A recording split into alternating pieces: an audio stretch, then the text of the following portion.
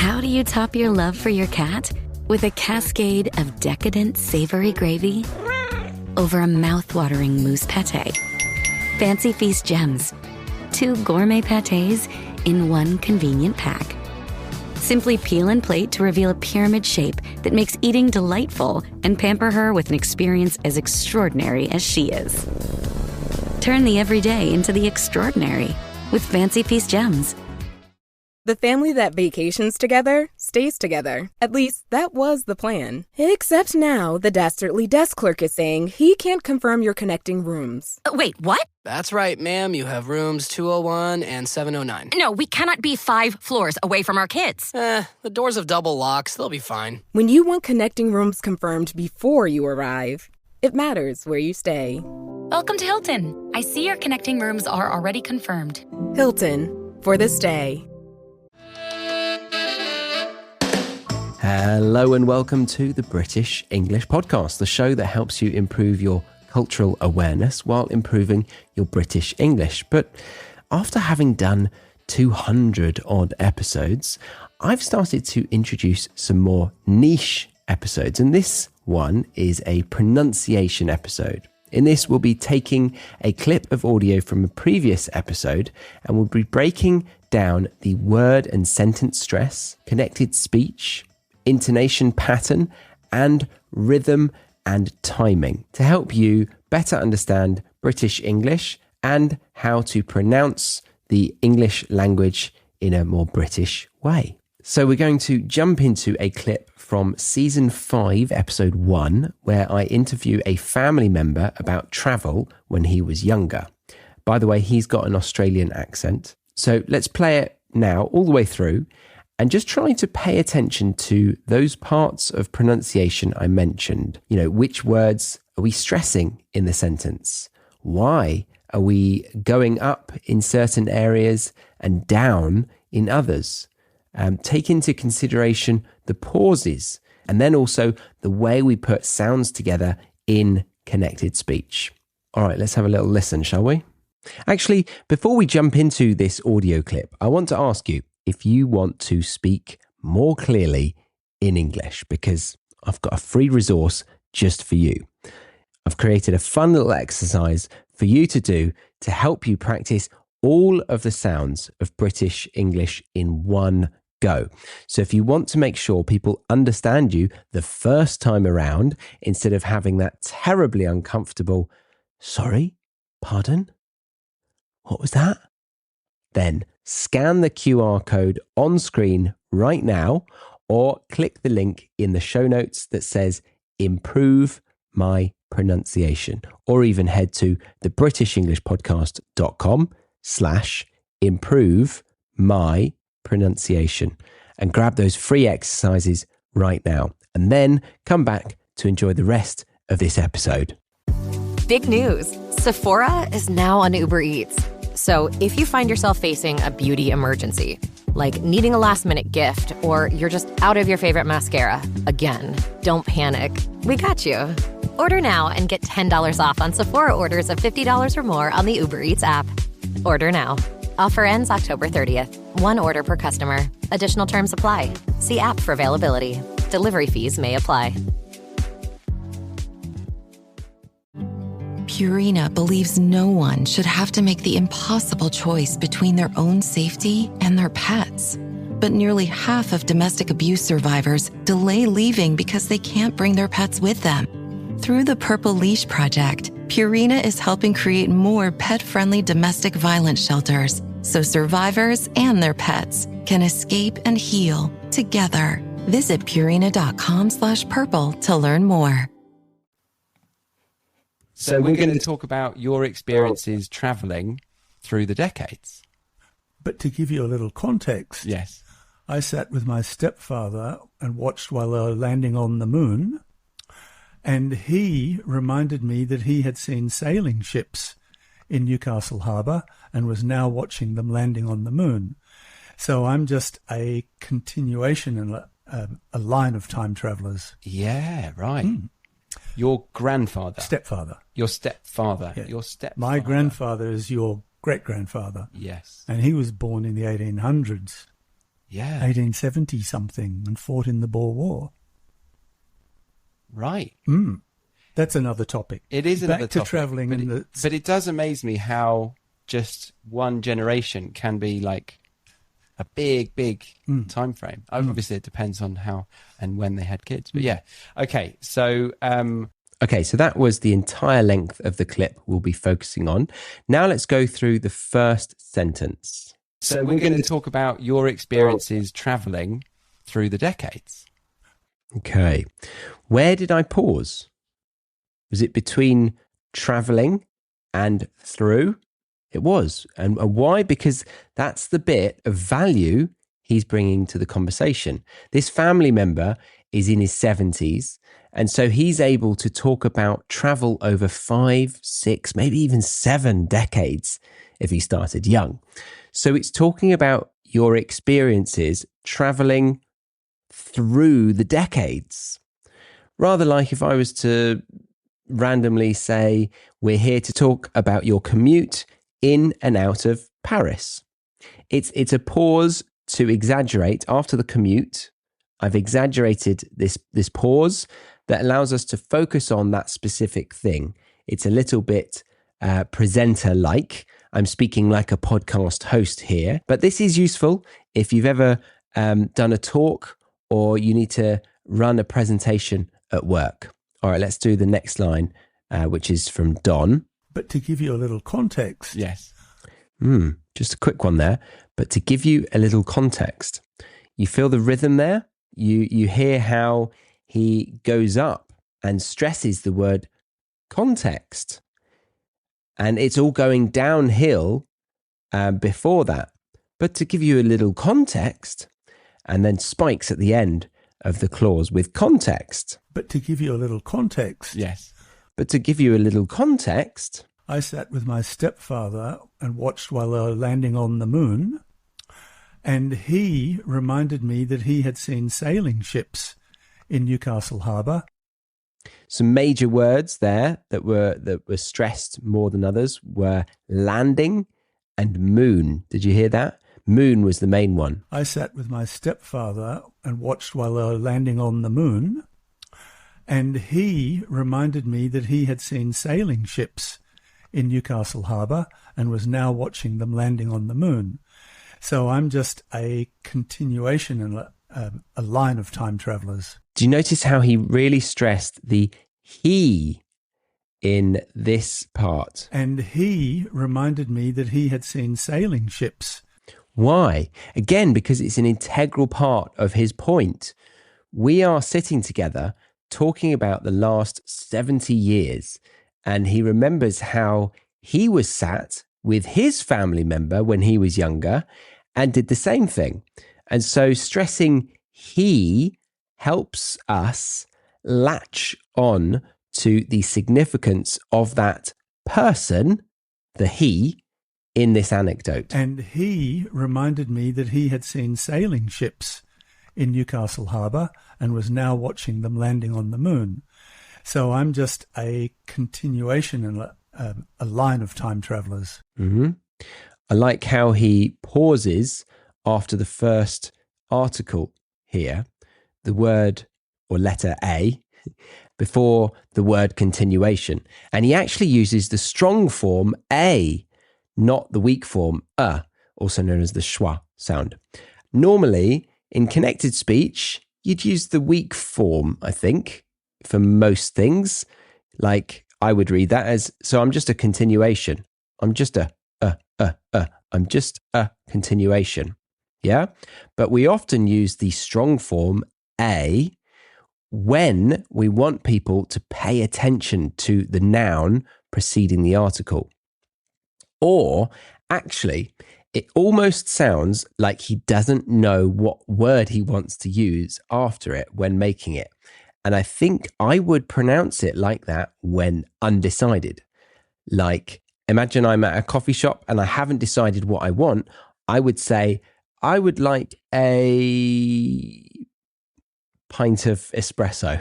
Definitely not, I'd die. I wouldn't say, I would like a cup of coffee.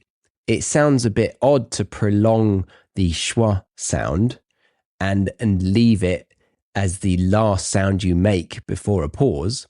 So yeah, when undecided on the next word, or when wanting to bring attention to it, people like to use the strong form a for the article a, rather than the weak form So I'm just a continuation and a line of time travelers. Yeah, right. Your grandfather. Stepfather. Your stepfather. Yeah. Your stepfather. My grandfather is your great-grandfather. Yes. And he was born in the 1800s. Ah, okay, a bit messy, but I elongated the yeah and go up and then go back down slowly with the right. Yeah, right. Then I add a sense of being unsure into the next two words. Your grandfather. Did you hear that? Your grandfather. Stepfather. Your grandfather. Do you hear it? I'm not sure if that's what he said, which is a good thing because I got it wrong. And then he cuts in really quickly because it's a small thing to correct and move on from. Your grandfather. Stepfather. Stepfather. No, it was a stepfather. Not grandfather, stepfather. If it was a bigger idea to grasp, he wouldn't have jumped in so quickly. He might have said, no, so it was actually my stepfather. But it's just a quick minor thing, and let's keep the conversation going. So stepfather, and it's not rude. It's to, keep the momentum going. And then I still have a bit of trouble with it after. Like I still sound unsure. Your stepfather. So I still sounded unsure because I didn't know he had a stepfather. That was news to me. And then also I was wondering if that means I'm not related to this person that he mentioned. God forbid.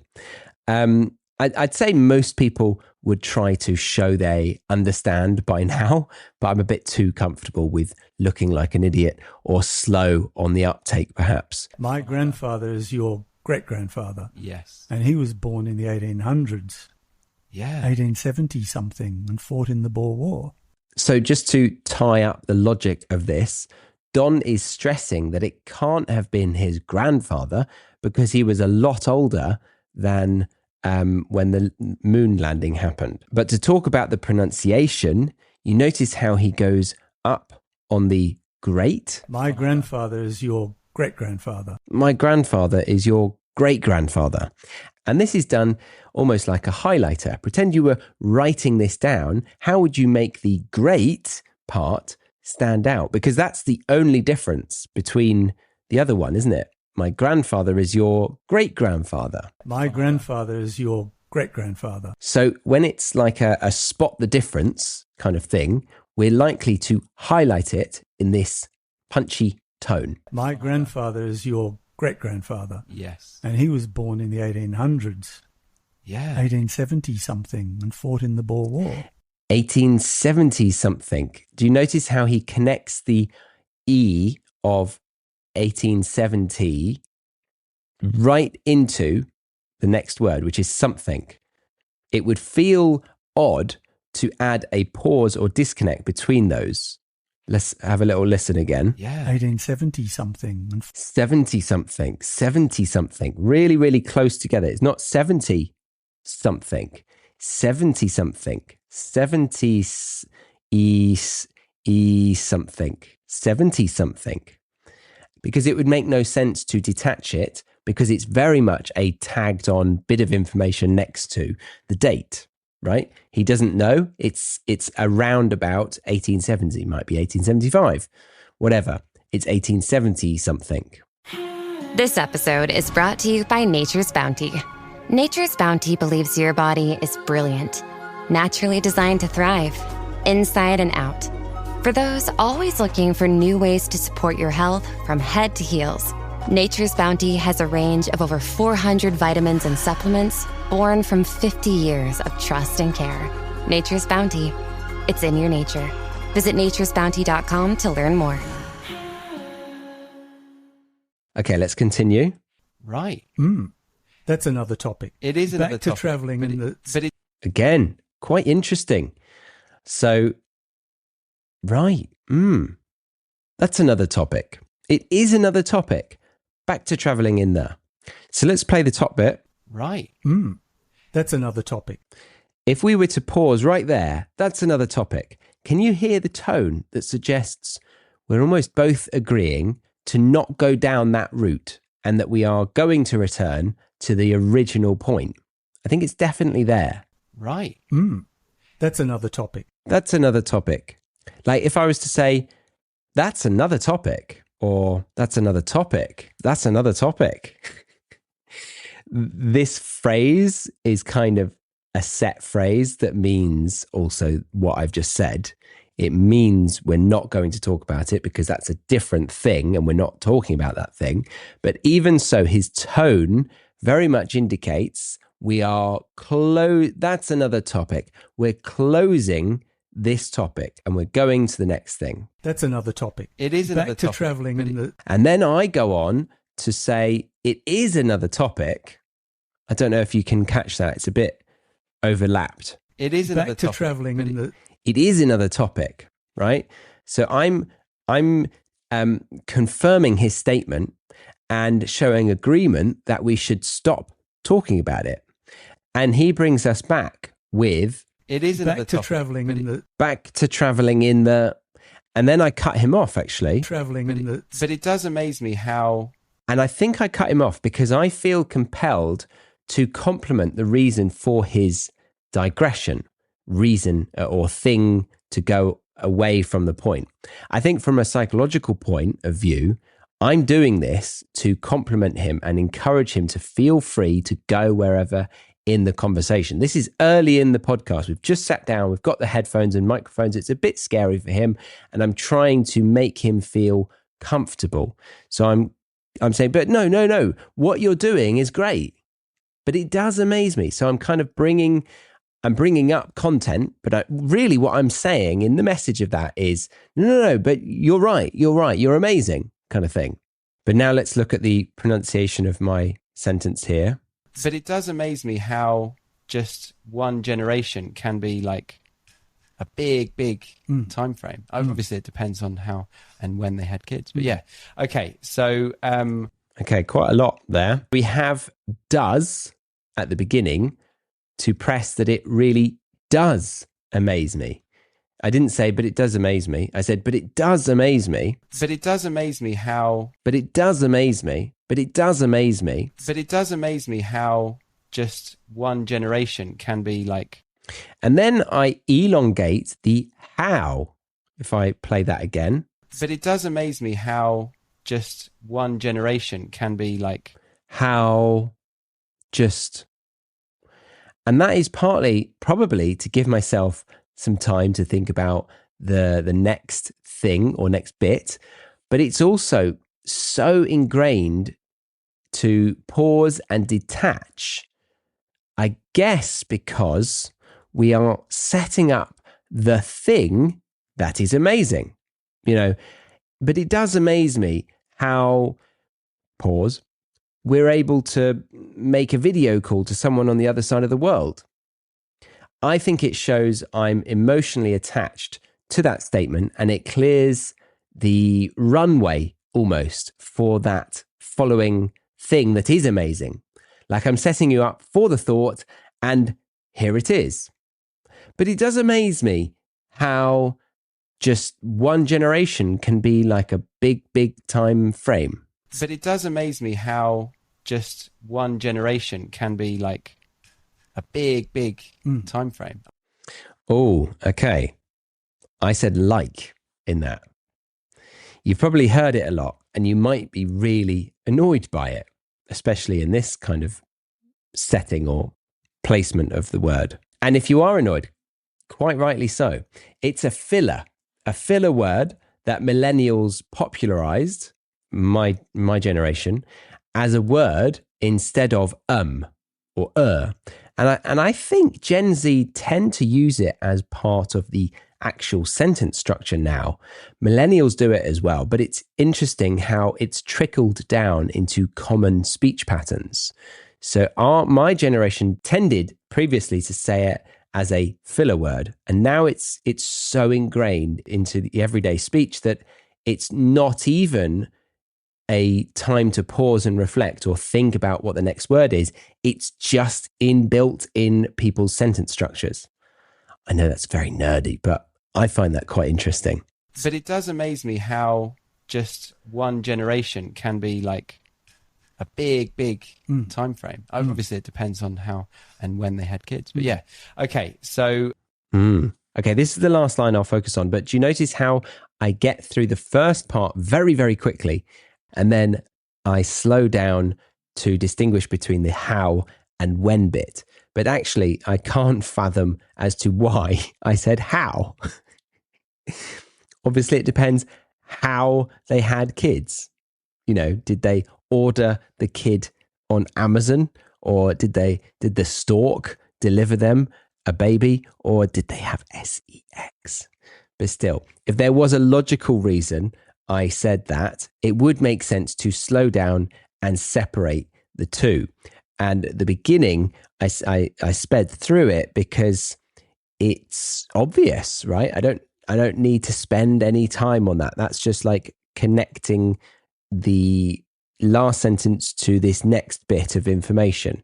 So I've just got to say it really quickly. And that's what people will do. If you don't have any reason for people to concentrate their energy on that bit of the sentence, they say it very, very quickly. I think I even said "I mean" in between here. Frame. Obviously, it depends on how. I mean, obviously, it depends. Yeah, I think I did. So I said, I mean, obviously, it depends. I said that very quickly, didn't I? I mean, obviously, it depends. I mean, obviously, it depends. I mean, obviously, it depends. I mean, obviously, it depends on how and why they had kids. How? All right. And then the last bit we'll focus on. And when they had kids. But yeah. Okay. So. But yeah. Okay. So. All right. So that is like quickly moving on from that to say, but yeah. Okay. So, which is kind of my attempt to keep the energy up, even though we have sidetracked into the mundane or boring bit of a conversation. I did that. But yeah. It's like wrapping things up and bringing us back to the main topic. All right. So we'll go from the top now once again. And this time I encourage you to try to imitate it. Ray-Ban Meta glasses come with open-ear audio, so you can listen to your favorite music without blocking out the world around you. Hey, Meta, play Gorgeous. Here's Gorgeous by Doja Cat. You can also ask Meta AI questions. Hey, Meta, when's Doja Cat's next concert? Doja Cat is playing at the Los Angeles Theater next Tuesday. Sweet. Ray-Ban Meta glasses, available at Ray-Ban stores and other authorized retailers. So we're going to talk about your experiences traveling through the decades. So we're going to talk about your experiences traveling through the decades. Actually, I said gonna. So we're gonna, not going, gonna. So we're going to talk about your experiences traveling through the decades. So we're going to talk about your experiences traveling through the decades. Okay, next line. But to give you a little context. Yes. But to give you a little context. I think that's South African, actually. But to give you a little context. But to give you a little context. I sat with my stepfather and watched while they were landing on the moon. I sat with my stepfather and watched while they were landing on the moon. He's got a lovely melody to his voice. Do you hear it? But to give you a little context. Yes. But to give you a little context. I sat with my stepfather. I sat with my stepfather. And watched while they were landing on the moon. And watched while they were landing on the moon. And he reminded me that he had seen sailing ships in Newcastle Harbour. So up and down. It's so melodic. And he reminded me that he had seen sailing ships in Newcastle Harbour. I think I said that last bit wrong. And he reminded me that he had seen sailing ships in Newcastle Harbour. Something I missed. He stressed sailing ships because that is the bit of the information to date the sentence, right? This is old sailing ships, like pirate sailing ships. Arr. Gross. And was now watching them landing on the moon.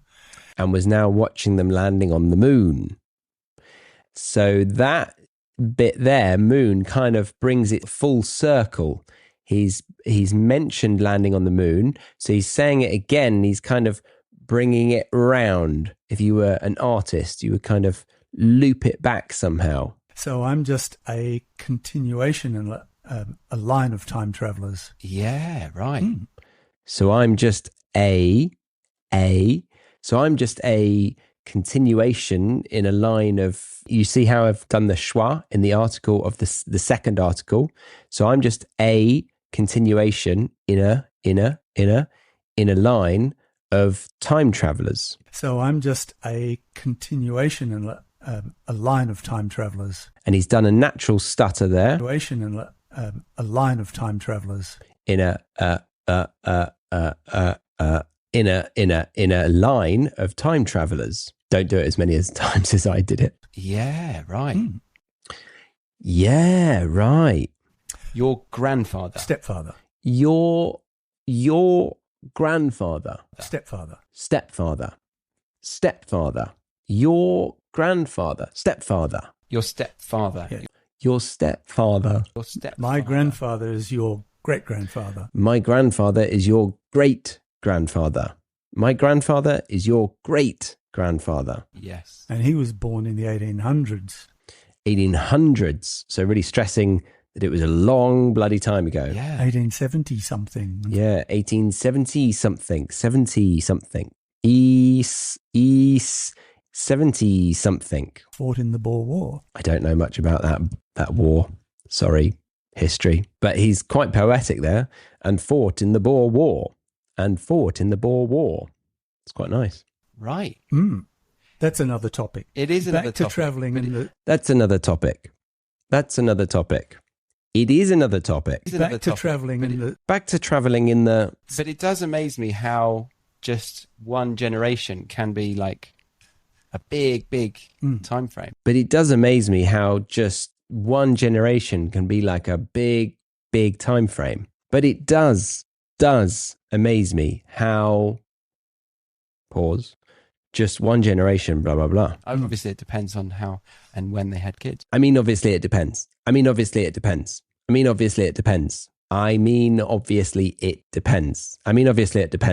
On how and when they had kids. But yeah, okay, so... On how and when they had kids. But yeah, okay, so... But yeah, okay, so... But yeah, okay, so... Okay, so... That was the end of this pronunciation practice episode, but a quick reminder, if you want to improve your English pronunciation, check out that free pronunciation exercise that I've put together for you. It's a great way to practice all of the sounds of British English and be understood the first time every time.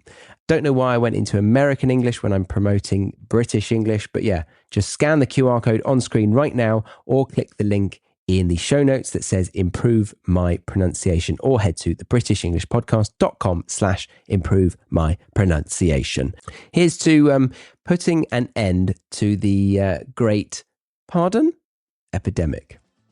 But yeah, I appreciate you getting to the end of this episode with me. I'll be back next week for another episode, which, considering it's Halloween next week, we might get a little bit spooky. Ooh. I've been your host, Charlie. I'm sorry about that. And you've been listening to the British English Podcast. Bye for now.